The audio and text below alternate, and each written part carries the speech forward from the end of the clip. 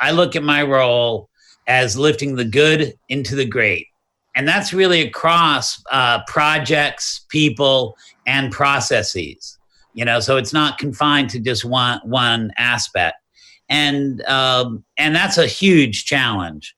I also seek to have the role of making sure that the work, the film at hand, has all of the impact that it deserves. You don't want to make a film that doesn't live forever, in my opinion.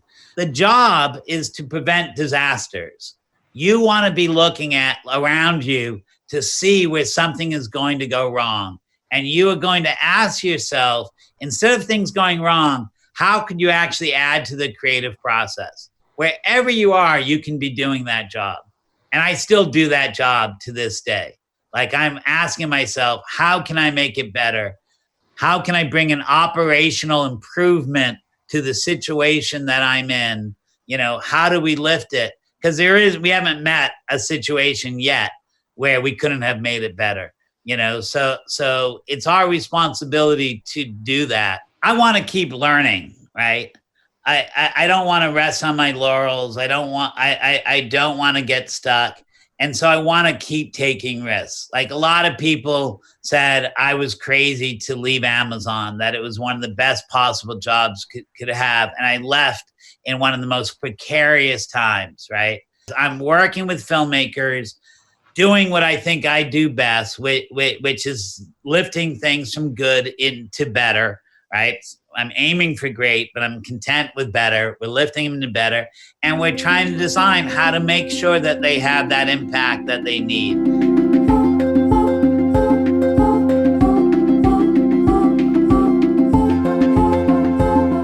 Hi, how are you doing? Welcome to Cinema al Día podcast, the audio inventory of some of the events taking place at the San Sebastian Film Festival.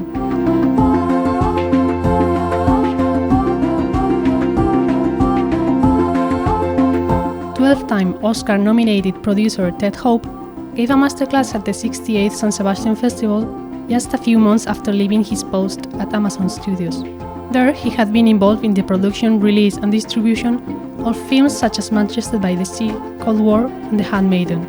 He has recently returned to independent production, which in his early days led him to work with filmmakers Ang Lee, Todd Solondz, Alejandro González Iñárritu, and Michel Gondry, among others.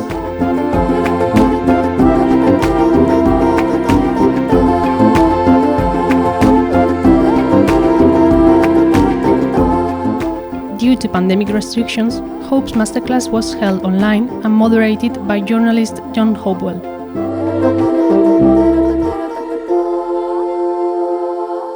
Good evening, or good morning if you're listening from another part of the world. My name is John Hopewell. I'm the International Features Editor of Variety, and it is my great pleasure and honor to host the last session in a new area of the San Sebastian Film Festival, Thought and Discussion, which here will be regarding cinema. I would also like to thank, before I forget, the Creative Europe Media Program and the ICC Cultural Industry, Intellectual Property and Cooperation Management. If people do not know Ted Hope, they do not know the modern film industry. Whether at Good Machine, This Is That, the San Francisco Film Society, Fandor, or Amazon Studios, Ted Hope has been creating or curating films of substance and relevance, which are entertaining at the same time, and attempt to reach the widest possible audience. Some titles which I'm sure our audience know would be The Ice Storm, The Brothers McMullen, In the Bedroom, Crouching Tiger, Hidden Dragon, 21 Grams, and The Sunshine of the Spotless Mind. We're here at an extraordinary time in the future, in the present of the world. And so this masterclass conversation will focus mostly on the here and now. And I will be asking Ted some questions about the dramatic situation of production in 2020. This masterclass also comes after Ted has updated his book, Hope for Film, adding new chapters. And those chapters, if you can see it, it looks like a lovely book. I have read much of it. And it has been described as better than going to film school. And we will be drawing, and I will be quoting quite a lot of that book, which is extraordinarily detailed, funny, and revealing. So Ted, my first question, and welcome very much to San Sebastian, and we're very sorry that you're not at San Sebastian because of the circumstances, would be to quote you or to refer to the book. Many of the chapters of the book describe the rise and then the decline of the American independent film scene. In Europe in 2020, I think many European producers fear not so much their decline as their absolute disappearance, as streaming platforms, or so they fear, will produce directly with talent. Your book describes in detail, very entertaining detail, how your role as a producer evolved with your taking on ever more tasks. But I wonder what now could or should be the role of an independent producer, especially in Europe in 2020. Thank you, John. And also thanks to the San Sebastian Film Festival for having me here. And I also apologize to any translators that are working right now, because I do speak fast and I'm not very good at slowing down. So ride with me. I think first of all, it is just the facts, right? One of the reasons, there were several reasons I resigned from Amazon, but one of the reasons is I really do believe we're on the precipice of one of the greatest eras for film producers that we've had. And I really couldn't sit it out any longer. So I think it's going to be super exciting. It's not going to be like it was before. A lot of the structures and how we've done things I believe will change substantially or vanish completely. But I do think we are entering an era of that will lead to excellence in terms of work, diversity and inclusion in terms of who gets to make it and what the subject matters are, and some exciting new models that can provide greater autonomy and creative freedom than we've had before. The question of what is the role of the producer, is really defined by the individual producer who's working, because there are probably like 25 different definitions and ways that people do it. And there's not a right way or a wrong way. It's a way that things get done. I have some strong opinions about that, of what I like. And I think that the simplest way of looking at it is kind of twofold. One is I look at my role as lifting the good into the great. And that's really across projects, people, and processes. So it's not confined to just one aspect. And that's a huge challenge. I also seek to have the role of making sure that the work, the film at hand, has all of the impact that it deserves. You don't want to make a film that doesn't live forever, in my opinion. Now, to do that, I look at a very specific type of producing, and it's definitely informed from my time in New York, but it's also, I think, frequently referred to as like a New York style, but it wouldn't work without the influence of the West Coast too. And I should say that all that comes from having been raised in an environment that deeply favored European and international cinema over the domestic marketplace. So it was schooled in that past. But that type of producing, I actually think is going to become even more and more valuable in this new era, right? So to explain why and I'll get to the type of producing is so necessary, is also important to recognize that during COVID, the inevitable finally occurred. The power is no longer in the studios. The power, the dominance is in the global streaming platforms. Now, that is a real concern. I'm sure we'll talk about it, in that right now, those 6 leading global streaming platforms are US-centric and English language dominant. But that doesn't mean that's what their business is, and we can talk about that too. But the key thing in finally entering that era of intense competition, which will get more and more intense, is that their goals, streaming platforms' goals right now, is audience acquisition faster than their competition, which means that they have to make a lot of movies really quickly, right? And that's going to be great for producers. Now, it may not be as great for the audiences that love cinema, because, generally, like America likes to say, you get like 3 legs of a stool, quantity, speed, and quality. So if you're but people can only handle 2 of those. So if the streamers are looking for quantity and speed, how are they going to address quality? And that's where the producer comes in. And that type of producing that can supply that, to me, I look at it as kind of holistic producing. The type of people that are there from the concept till for forever. People say, like, when does your job end? I say it doesn't, right? My job is forever. And it has to touch really all aspects of it. It's involved in the financing. It's involved in the development, all creative aspects along the way. But you're also looking at the marketing and distribution. And it doesn't actually even stop there, because if you have a design of a type of movie you love, you have to also look at the ecosystem and your own community, because it won't work unless you address those 2 things simultaneously. So I look for fellow producers that also are about, how do you build a community? How do you start a movement?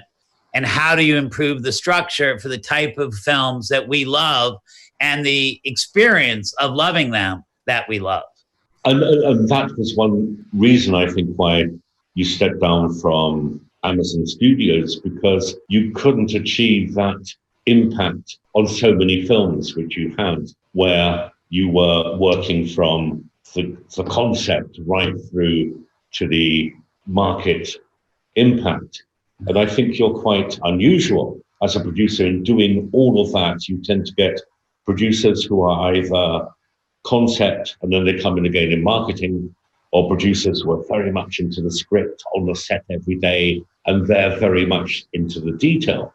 But it seems to me this is about Ted Hope more than maybe the situation of producing now. But when in your book, you're into everything. Yes, Christine Vachon, a great friend, said, I think in her book, and she told a friend of mine, and that friend keeps teasing me about it, Ted Hope's the kind of producer that you find putting up signs showing which way the restrooms are, which isn't true, but I take that as a badge of honor. I actually think this type of producing is the type of producing that's necessary for our era, right? And I think that we will start to generate more producers that embrace this style. And I'm making real efforts across like 2 different paths to precisely do that. I think we need to train and accelerate their success producers from a much different perspective than we've had before. It's, I think, how we get the most exciting work, the most diverse work, the most ambitious work, the most innovative work, the most original work. And I want to see more of that, because that's what I really love. And I think some of it, it comes from, like, I once was fortunate to have dinner with somebody who worked for NASA, the American Space Agency. And I asked him what he did. And he said, well, the way I describe it is I manage complexity. And I was like, that's what I do too, brother. And I think that there are processes that we can adopt that help us manage complexity, because we see as like one of the aspects of modern life, we certainly see it in our youth, this increasing anxiety from the tsunami of information that is coming our way. Like we're all dealing with at least 9 disasters, right now in our world. And then we're supposed to be creative and loving and caring people on top of that. It's a lot of work. But I do think you can find and embrace a personal practice that allows you to start to parse all that information into manageable bits and see how you can use it to actually move towards a utopian idea, a utopian ideal. And I think it's a doable situation. And what would be one or two of the keys to the process, which you do mention in your book as well? Well, I'm actually working on a new book right now that kind of really illuminates it. But one of the first things, came to me in one of those wonderful times at a film festival. I was fortunate enough to be invited to be on the jury of the Sundance Film Festival. And there were great people on the jury with me: Maggie Gyllenhaal, Danny Glover, Fred Elms, Lisa Cholodenko, super smart folks, right? Yet I realized we didn't have a common language about what we felt lifted the good into the great. In fact, despite all being established professionals for some time, we hadn't even defined that for ourselves.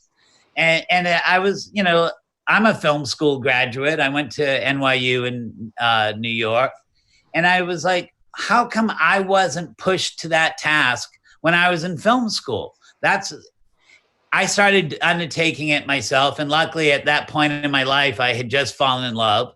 Vanessa Hope, as she's known now, was also a big film fan and liked this dive deep process. And we spent really like 2.5 years together defining what it is, at least for me, what lifts something from good into great, right? And during that time, I found 32 qualities, which I found kind of ironic because 32 variations. Both Mozart and Bach, found 32 different ways to take mediocrity and lift it into magnificence. I haven't quite gotten that good at it, but I continue to look at it and revise it. And that became kind of the cornerstone to what became a process for me. Because I found by having defined that, when I was working on a script and I was bumping up against something that just didn't feel right to me, or when I was on set and the scene wasn't playing out as well as I had imagined for some reason, or I was in a cut, or I was at a film festival and trying to understand why I responded or didn't, I could go back to this list almost like it was a mantra and think about what was the missing component. If we could come back to that slightly later, because I think this masterclass conversation will build up to a kind of taking some of that list and putting it in the present. If we could talk a bit about the ecosystem, this thought and discussion started with a very, very good European film forum on Tuesday, where some of the great industry executives in Europe discussed, presented ideas for what could be a restart for the industry, which went beyond just compensating loss. And at the same time, they studied some of the problems which the industry had. And Francois Yon at the Playtime Group, who you might know, he observed that one of the challenges is that the box office has fallen and probably won't get back to pre-COVID levels. And the problem there is that if the box office goes down, what distributors are paying, Francois said, in minimum guarantees goes down, so sales or the value of sales goes down. Your career is kind of buoyed heavily at the beginning by the explosion in the pre-sales, the international pre-sales market of selling films before they're made, so you count it as financing. And I wonder, do you see, you've mentioned the platforms, but do you see the alternative, which is still territory by territory pre-sales? Do you see that as a business model which is dead? And if it is, what is the business model for independent production? Excellent question, filled to answer well. Will require to answer almost several questions simultaneously on that, because I think that the key thing, what we haven't done well in our industry, is really learn how to future cast with to dream of both the utopian ideal and the practical ideal, and parse out what are the factors that are influencing that time. Instead, we have an industry that is run by arrogance, right? That is fully focused on the status quo. Because let's face it, right? That's what business is, right? Business favors a predictable environment, right? And the most predictable environment is one that doesn't change, right? And you look at how that hurt the film industry historically, right? In the States, the studios thought they were safe because, since they couldn't control the creators of the IP, they had the other two most important things, right? Capital and distribution. But they actually didn't even understand what that was, and they were overlooking what was even more important at the same time.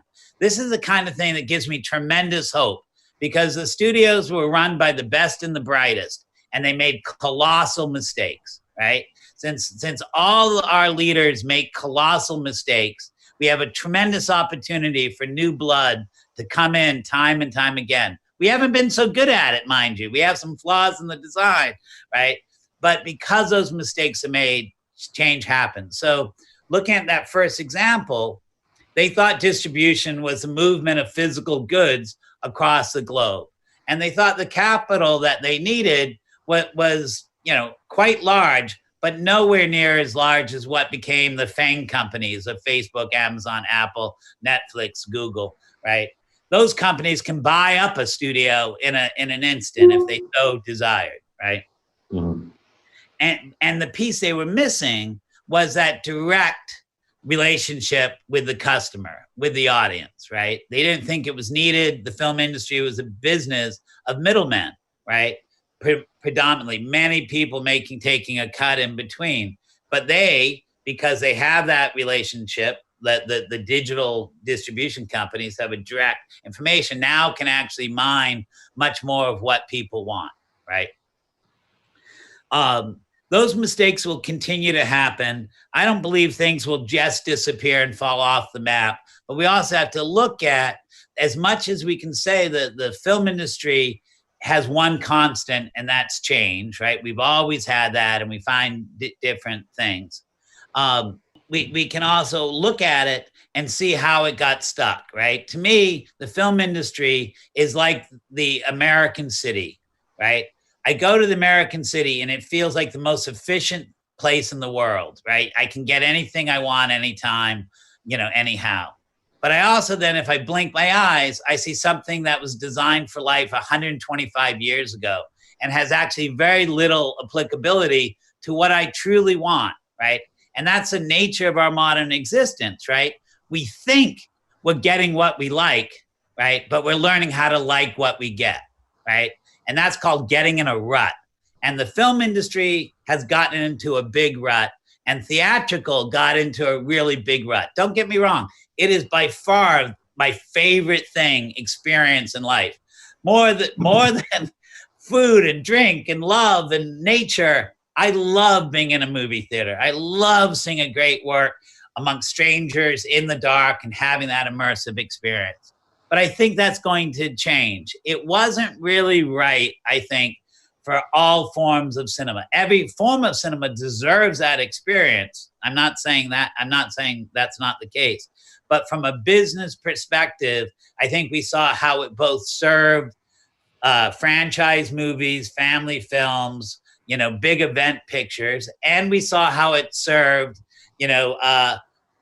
pure cinema, what you see at film festivals time and time again, and what that experience. But did the long release window really work for everything in the most diverse form? I'm not so sure, but we sure as heck we didn't have a business that was based on experimentation and innovation to advance that, right? I do believe in a complete redesign of the theatrical experience, because I think we can achieve something that is much more attuned to the world we're living in now. You've mentioned, Ted, innovation. For anybody who has been listening now for about 25 minutes to this masterclass, or has read Ted's book, I think one will realize very, very soon that you stress two qualities about producers. One is originality, and another is passion. And obviously you are talking with absolute passion, and have been for years, about producing. In terms of originality, I think it was very interesting in one of your last chapters that when you talked about the streaming platforms, you pointed out a kind of paradox, and I think you like paradoxes, which is that on one hand, as the competition grows between platforms, there is less room maybe for originality, as they all try to do the same thing and beat their rivals. At the same time, and this is maybe one of the very, very important lessons of your book, there is an absolute need, as there always has been, but maybe even more today, for originality. So how would you kind of square the circle, as it were? Yeah, it's funny. I think whenever I do one of these classes, I get called out on, like, Ted, you said this, and then you said the completely contradictory, thing elsewhere. And my answer is, somewhere along the line, I did read that it is a sign of intelligence to be able to hold two contradictory thoughts at the same time. So, I make no bones. Absolutely, I do contradict myself. Well, I think one was the fear that originality will be squashed, and at the same time, your insistence to your reader that without originality and passion, you might not get very far. And this ties back to the question of, like, where things go wrong, right? To it. So I'm gonna tie it back to originality and why it's a necessity in the business structure. But to continue with that conversation of the other day, it's really easy to see the dark forecast, right? And that dark forecast is, the global streaming platforms have more money than you could ever conceive of, and they have a much different business model, right? The theatrical exhibition model is predicated on a single title, revenue-driven, immersive social experience, right? And transactional. Whereas the streaming model is a portfolio approach where the value is attention, not revenue, right? They're not it's not a single title. It's not immersive. It's based around distraction, right? Which means it's more impulsive in what it needs to serve. And frankly, it's far more predictable, right? So it's a much safer business for people to be in, but it's very capital intensive. So they easily move into a full finance model, right? We watch the theatrical business wither, not just because of COVID, but because of the competition for our leisure time. We with the withering of the exhibition will be the mid-range distributors, which are going to be most firmly hit, I think, globally. And we'll see the territorial distributors suffer. Because they suffer, we'll see the sales agents suffer. In the United States, because of that, That's where the private equity, one of the great things in America that's kept our cinema culture alive, is innovation from the independent sphere, right? And that's dependent on equity. Now, equity is not going to that, and you're not going to go put $20 million into a single movie and pray it works. Like those companies that succeeded were very careful to do many small bets across many films. And that the foreign sales model worked very well because you could test the marketplace by pre-selling a few territories, right? And with that, because of the dominance of what a global corporation is, you could very well fall into the trap of house styles, right? Because people would argue that some of the biggest problems, as much as I wish that I could have participated in the international subsidy system, right? You see how that you get entrenched in a house style, right? And some of the more innovative filmmaking, more exciting filmmaking, whether that was the Greek New Wave, or like last year we picked up Lage Lai's Les Miserables out of France. They didn't have any state funding in their movies when they got going. They had to find a way to work outside of it. Their culture industries found them afterwards and supported them afterwards, which I also wish I had that opportunity. But like, there's a challenge there, right? Now, the thing that's great though, right? So that's like a dark side. You say, oh my God, how do we make sure that we have an innovative cinema culture? Because it's always those outliers that move fast. Because like the thing that gives me hope is one of my first lessons that I had, and I firmly believe this, that art, artists, audiences move much faster than the business or the marketplace. Like, we're taught to think the marketplace knows how to innovate and will always move it. It doesn't. It gets stuck in its status quo.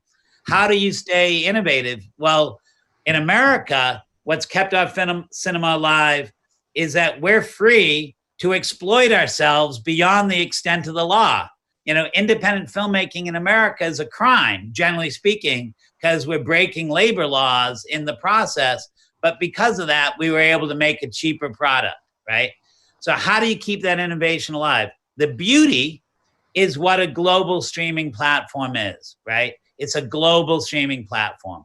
All of a sudden, people are faced in their home with the reality that 120 years of cinema delivered us maybe 60 types of stories, maybe, but generally starring the same type of people, the privileged class, right?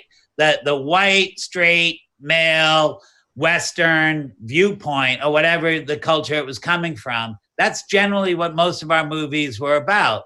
And that's not what the customers look like at all. And because they're involved in global business, the executives are smart. These are the best and the brightest. And they look and say, holy cow, we have to actually start telling stories from the perspective of our audience. They have to be authentic stories from their culture, starring their culture. And that's what I think we'll see. There'll be a huge demand in all the territories from all of these platforms for authentic voices that knows their space, right? And they'll want that because that is a necessary component of a habitual routine, which is what streaming is as opposed to movie going. If I could pick up on that, because we don't have that much time. And I don't have such a thing as a short answer, I guess. Well, these are complex questions. I mean, I hope my questions are complex, but... I love them, John. So if I could move on a bit, in terms of, you mentioned artists and audiences can be ahead of the industry. I think that's very, very true. They can be ahead of reporting as well. That means we had a wonderful scene at the San Sebastian Festival this morning where the very, very talented head of original production at a platform in Spain more or less bargained and came to a deal with the director of the series which they were presenting to do season 2, and if he didn't want to do season 2, to do another series together. And that took place at the press conference, and it was wonderful. And you did get the idea that one of the key things with artists is to be able to work with them, to grow with them, and to retain them. And that the number of finite artists who are great is maybe finite.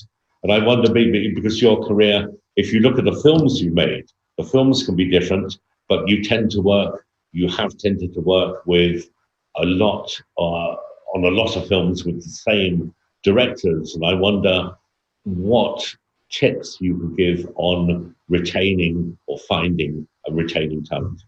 I think the best way to retain talent is make sure that you do great work, right? I don't believe in contracts with people for that.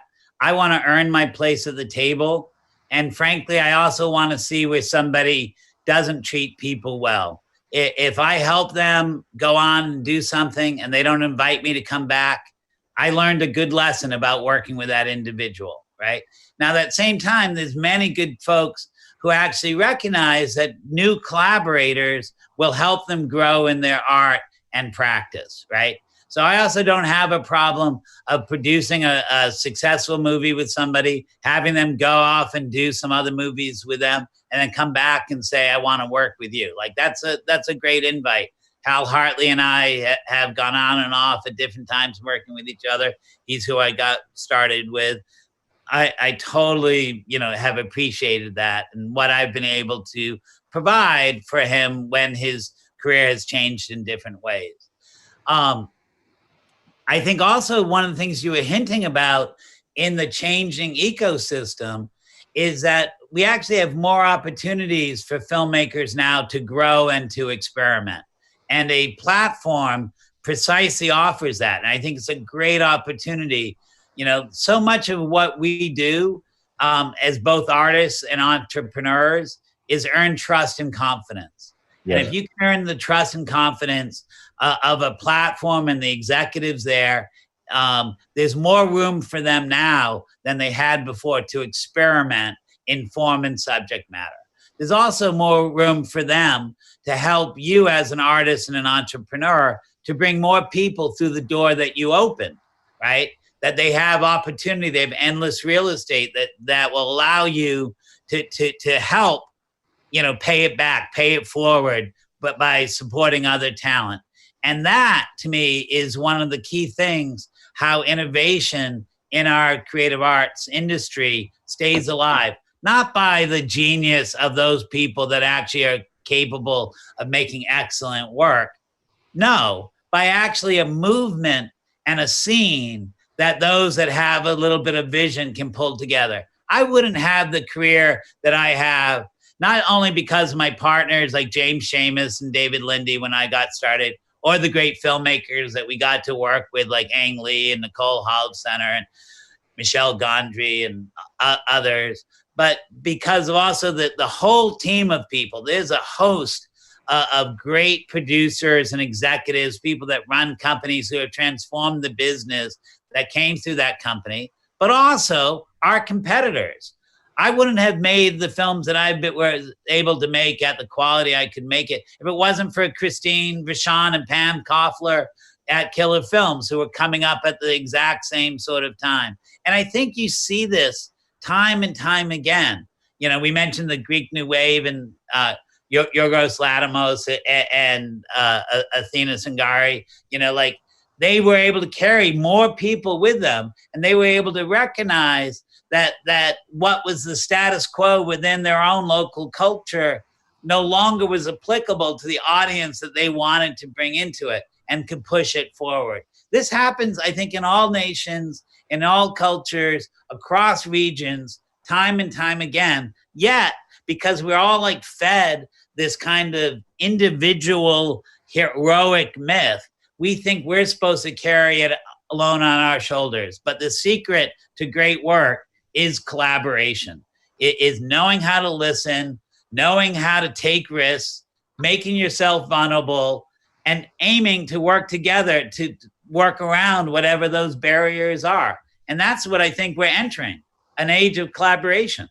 Do you think we're also entering an age where TV series will be increasingly important to talent, which might discover that they can make drama series which in a way are just longer films. At the festival this year, Luca Guadagnino, who you've produces Suspira, actually, when he talked about his series, would talk about it as a film. And the director of another very good series here, Antidisturbios Riot, please, Rodrigo Sorogoyen, would say the same. He would talk about his film, although it's 6 episodes. With directors moving in both directions from film to TV, and then from TV to film, do you think that producers will have to accept, also because of the more attractive business model maybe of, at the moment, of drama series, that they might have to make both, not just film, but also TV series? I think it depends on the artist, right? But by all means, I'm looking forward to precisely that happening. I have, I think that just both because of experience and then genetic makeup, I definitely favor the feature film form, but I'm super eager to make some longer movies. And I think that we've made false assumptions all along on audience behaviors. I had the good fortune of bringing what was then, I think, my 17-year-old son to the final mix of Luca's movie Suspiria, right? And I was very eager to hear what he had to say after he saw it, right? So no input in terms of what he might respond to beforehand or afterwards. And frankly, I kind of hoped that he would say that he loved it and he wished it was shorter and would bring it down into like a more manageable length. I thought that was almost inevitable. And he came out of it and he was like, it's my, this and You Were Never Really Here, also a film that we were able to, are my favorite movies of the year. This is awesome. I said, really? That's fantastic. And he was going on. And I was like, but was there anything you would change? And he didn't respond. I said, well, would you like it shorter? He said, no, I wish it was longer. I wish there was more of it. And I think like we think that like young people, want bite-sized, meals, but they, it's only because they haven't been served a wonderful 3-hour Spanish lunch, if they could have had that experience, they would have known that that's what they wanted. And I think that for me, growing up as a producer, the way I got to experiment was mostly through budget, right? I always referred to myself as a budget agnostic producer, right? I really wanted to find, people with strong storytelling voices that were able to tell their tale within the market dictates. And the movies I did cheaply, I learned how to innovate the bigger, more expensive ones. And the tricks I learned from the expensive ones, I could apply to the smaller ones. And I think you, as a filmmaker today, you'd be super wise to be form agnostic too, form and platform agnostic, and really look how to utilize the things that are there. Luca's TV series, Who We Are, is super innovative. I find it curious because he's not falling into some of the same dictates that traditional cinema has and series have, right? That I thought, because I'd seen pieces of it, like it's not exactly a fast-paced show. And I was like, how's this going to work in a series? I'm so mad at HBO here in this country that I can't binge it and watch it. I don't like to make appointments for my viewing. I like to just dive in. But sure enough, like we are keyed up with 2 episodes in, and we're hungry for the next one and the one after. It's so sad that you didn't come to San Sebastian because we've seen it all. We will premiere the whole of the series. Well, one thing which I think that the global platform revolution does suggest much of the time is that people have underestimated the possibility of sophistication of audiences that have been able to respond enthusiastically to very complex narratives, to characters who are not black and white, etc., etc. No, nobody will say, nobody said of Tony Soprano, but he's not a baddie, he's not a goodie. No, not at all. But would you agree that there is a growing sophistication which has merely been confirmed by the global platform revolution of the last few years? 100%. But I'm deeply worried because I think it's also exposed how we've only addressed part of the process, right?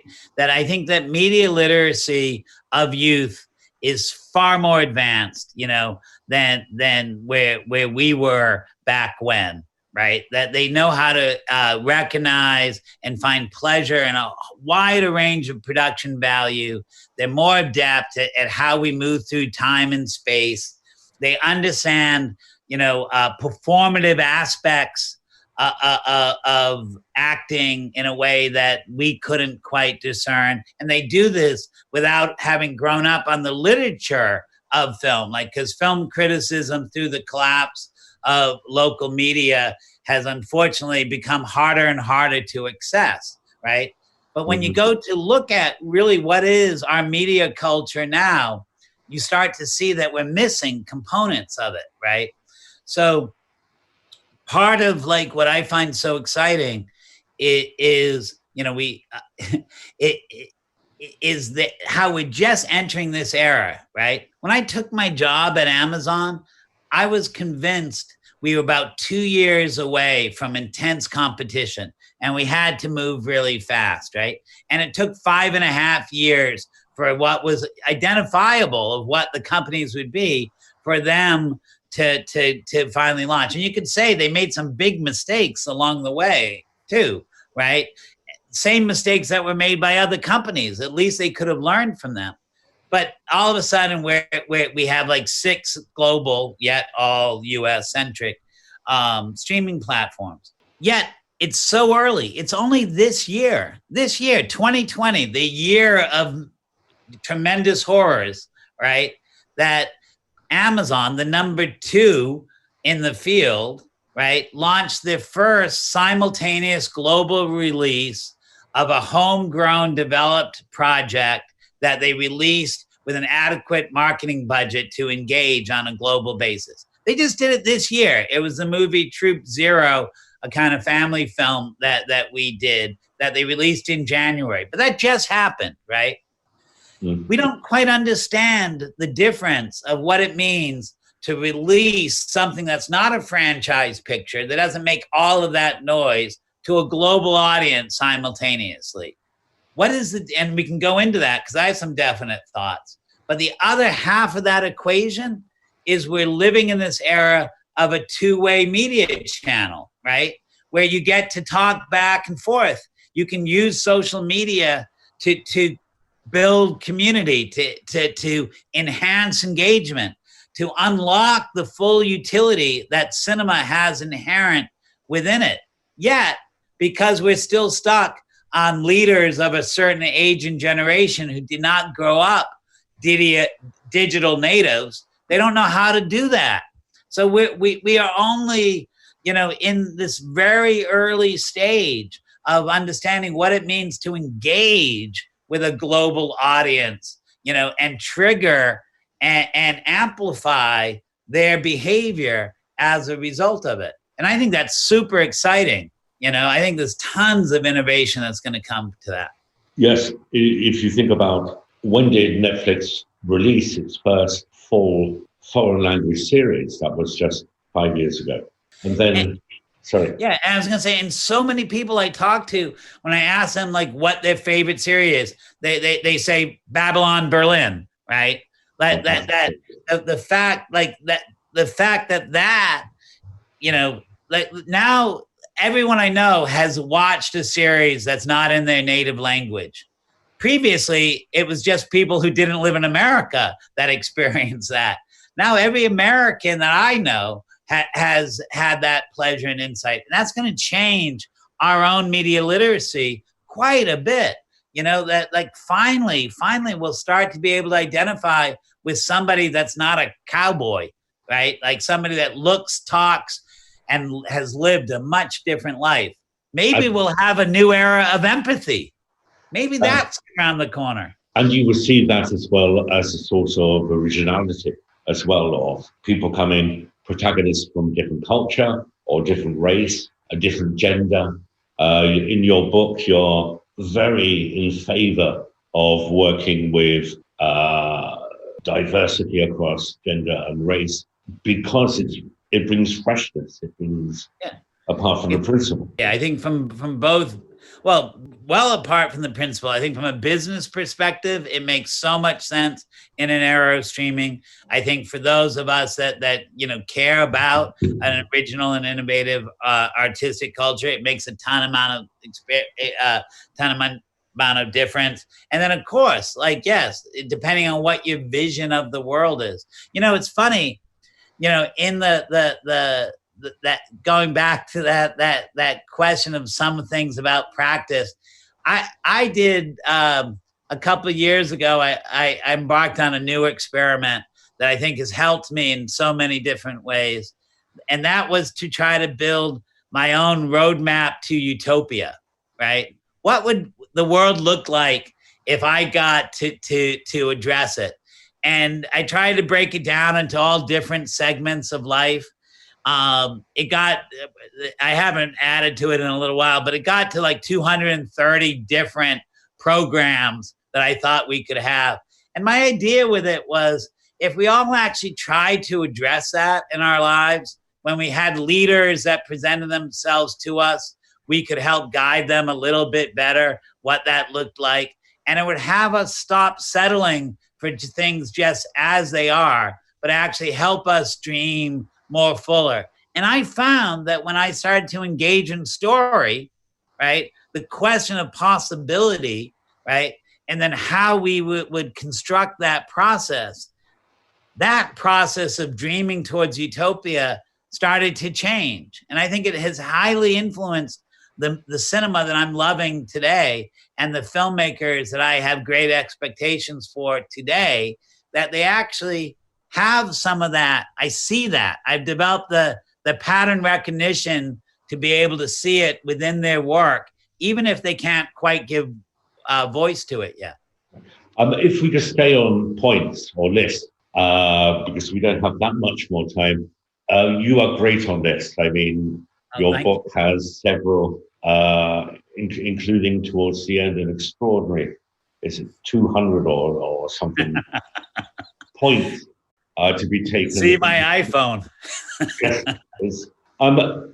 Could you give a kind of TED Hope top 5 of tips or advice to producers, especially younger producers, at this moment, post-COVID or building up to second COVID or whatever it is, about what they could or should be doing as they attempt to produce films?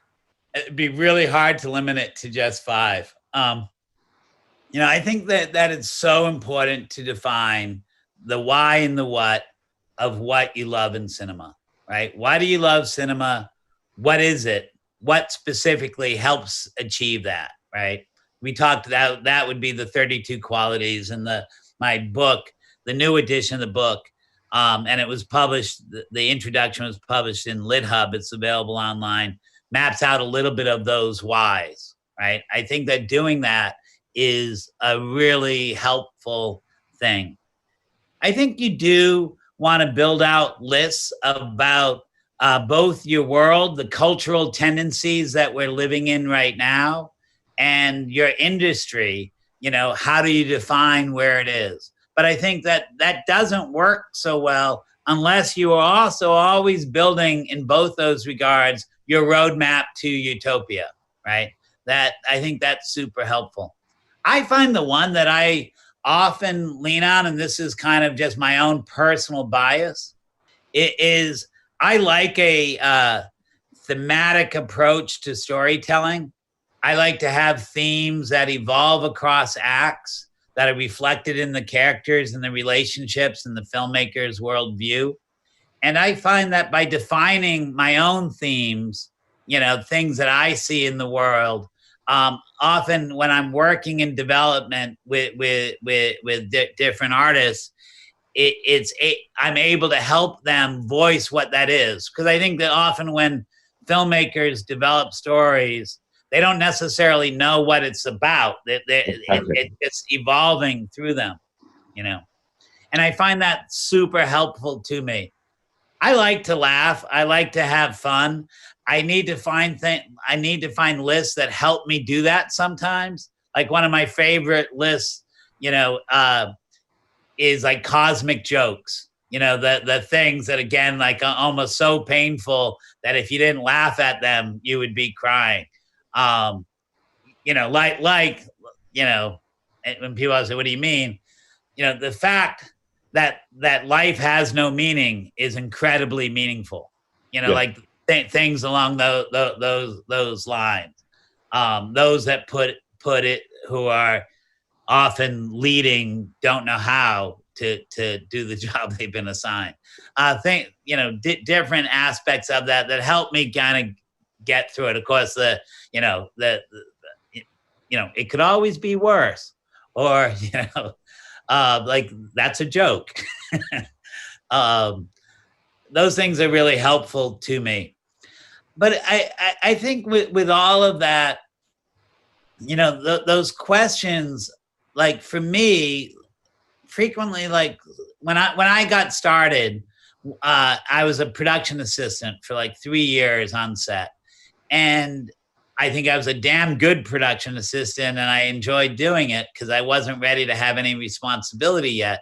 But I was really fortunate that somebody walked by and saw me looking bored one day, and they said, "You look bored." And I was like, "Yeah, well, I'm locking up doing security in this area that's far away from the shot." And they said, "The job is to prevent disasters. You want to be looking around you to see where something is going to go wrong. And you are going to ask yourself, instead of things going wrong, how could you actually add to the creative process? Wherever you are, you can be doing that job." And I still do that job to this day. Like, I'm asking myself, how can I make it better? How can I bring an operational improvement to the situation that I'm in? You know, how do we lift it? Because we haven't met a situation yet where we couldn't have made it better. You know, so it's our responsibility to do that. And I think that there's tons of opportunity. It's like, ultimately, as I say to my son, he's really fortunate that we fucked up the world in so many different ways, because now he can have a meaningful life trying to make it a little bit better. Yeah. You know? To kind of wrap up, over your 3-decade career, are there moments which, I mean, there will be, which you're very, very proud of, when you think you took a decision and you got it right? And are there moments when you took a decision and you think you got it wrong? Well, I think that I'm going to kind of answer it backwards a little bit, because we end on an upbeat note. Yes, I want to keep learning, right? I don't want to rest on my laurels. I don't want to get stuck. And so I want to keep taking risks. Like, a lot of people said I was crazy to leave Amazon, that it was one of the best possible jobs could have. And I left in one of the most precarious times, right? And but I felt I needed to, for a variety of reasons.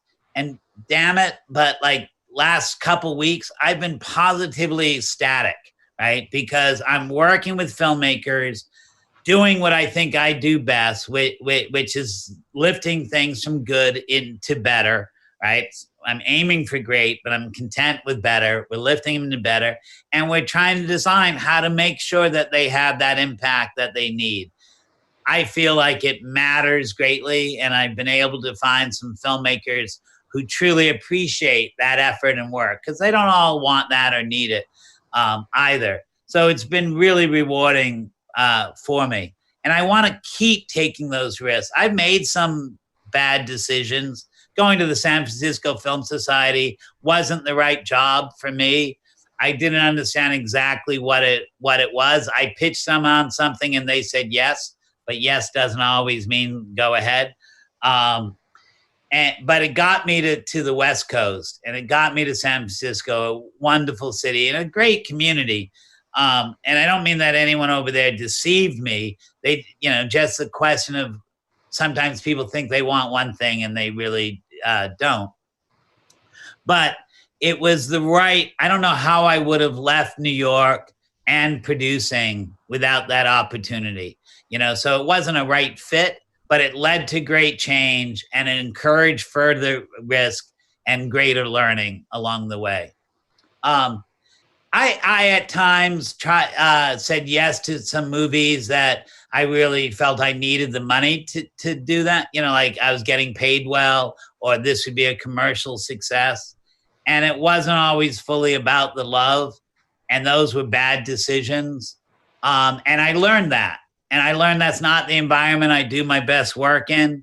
I learned that it's not how I feel passionate about things. So I try to make sure that I don't choose anything other than what I feel is the opportunity to articulate my love for the work that I do, right? And that's what I want to do. And that was like that yearning to be around people who love cinema, who loved lifting things to the great, first and foremost, right? It was one of the reasons I felt I needed to return to producing, right? The question of like what I've done well, yes, like that eye-opening moment really kind of that artists, audiences move faster than business and marketplaces came from making Ang Lee's film, The Wedding Banquet, and having made a film that nobody wanted initially when we first showed it to them, who said there was no business in it because it was gay and Chinese and felt like a film from the 40s. And when we premiered it and people said what they loved about it, they said because it was gay and Chinese and felt like a film from the 40s, and the beauty of it, like James Seamus and I sold it ourselves and it did tremendous business. And I got to meet David Lindy when I was there, and he was able to show a more sophisticated approach to what we were doing. And I was like, I wanted to work with this guy. So working with James and David and then working with that team was definitely like a great decision. And it came from that. And that principle of how fast change comes has led me into many different things. It's ultimately how I got to Amazon. It led me to kind of look at what the future might be, where there were business models that were different than the status quo. It encouraged me to keep experimenting, to take risks. We had to take a tremendous risk, as did David Lindy, for all of us to work together and to be able to make that business happen. And then, of course, like that sort of thing, you're trained often for a certain type of director when you come through film school, come through the industry. That is usually those that speak most confidently and arrogantly on what they're going to be able to do. And to me, those are people who want to deliver the proof. And I came to learn that I really prefer the filmmakers who want to do the experiment. And a lot of the directors I've had the pleasure of working from and learning from were either international directors working in America for one of their first times, or folks who, for one reason or the other, hadn't had the light shine on them yet. And I learned to adapt my style of working to them, to try to give them a custom fit, to learn that they may not all express themselves the same way. They may not all express themselves with trust and confidence, but you need to find a way to create that environment to let that stuff shine. And I think that because of that, I got to learn new ways of working, see a more distinctive cinema, and help start to understand where my place in the process can be to kind of further originality that ultimately then breeds trust and confidence. Ted Hope, thank you very, very much. We have to stop, but that was a wonderful masterclass conversation. And I hope that we will be able to continue maybe next year in San Sebastian. I would love that. Some of the great diversity in Spanish language. Well, there's certainly not a one size one mold fits all. And it was an absolute pleasure to talk to someone, especially someone who has evolved and is still evolving. I think that capacity to change is a great achievement. So thank you very, very much on behalf of the Industry Club, the San Sebastian Film Festival, and I hope very much we'll be in contact. Thank you. Well, thank you, John, and thanks also to the festival and all of its sponsors, too, for having me. Excellent questions, and truly, anyone that's out there that's listening, if you need good questions for your next masterclass, please have John write them, ask them in advance. And anyone that had questions and didn't get to ask them, I'm totally available on social media, on Twitter and on Facebook. I'm an old guy, so those are the platforms I mostly use. You can find me on Instagram, but I just post photos of my food. Not quite, but please reach out. I may not be able to answer those questions immediately, but I will try to get to them. And thank you all, and let's keep making great movies.